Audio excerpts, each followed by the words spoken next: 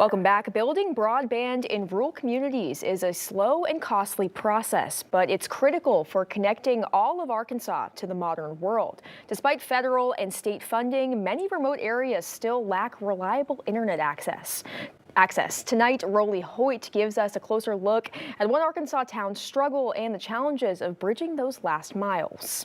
You've seen the old payphone out there. It still has the TDS Telecom on it. We keep it out there for nostalgia purposes. It's ironic that a nostalgic memento like a former payphone is found in a place where technology always seems to show up late. So I've been here 28 years, and I was here several years before dial-up came in, a few years, not very many years. We had rotary phones. Remember that party lines back in the late 80s were still here. I believe in the late 80s is when TDS Telecom bought this, and they were still on party lines. Bruce Grubb has been making connections in this quintessential one-stoplight town of Rison his whole life. You'll hear him on the airwaves calling Rison Wildcats football.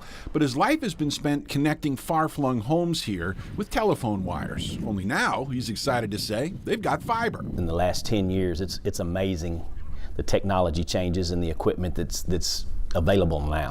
A decade seems to be typical when it comes to the spread of technology. Consider the parallels to that payphone.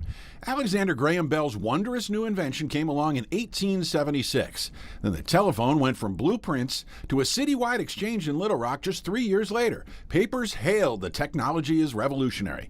Like today, wiring the countryside did take some time. Unlike today, though, the rush to get that wiring done with broadband cables hit a snag for a simple reason.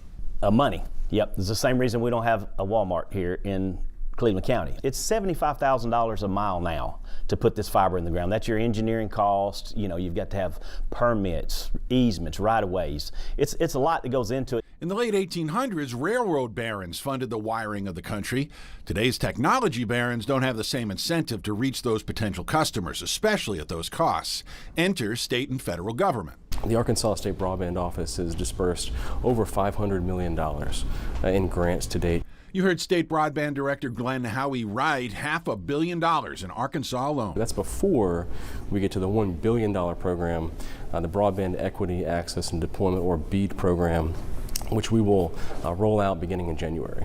The pandemic threw gas on the fire to get broadband everywhere. Sadly, post-pandemic inflation fired up the costs. A $25 million program begun during the Hutchison administration called Arkansas Connect missed its rural broadband goals in 2022. But that BEAD program Howie referred to emerged from Congress with the passage of the Inflation Reduction Act. Now there are signs that kind of money is finally getting more players involved. We kind of have been fairly focused on broadband for probably about the last 20 or so years. Marcus Bott is the operations director for Rally Networks. He's Bruce Grubb's boss. His family's business model has been centered on delivering connectivity to small towns like the one he grew up in Idaho. They've been at it for 20 years, expanding in Rison and Kingsland, but expect more competition as that BEAD money starts flowing. For Kingsland and Rison, we have 20 to 30 miles of backhaul to get to a community that you build at oftentimes upward of $100,000 a mile. And so, without those kinds of subsidies for grants and, some things like that, it does make some of the rural markets pretty challenging.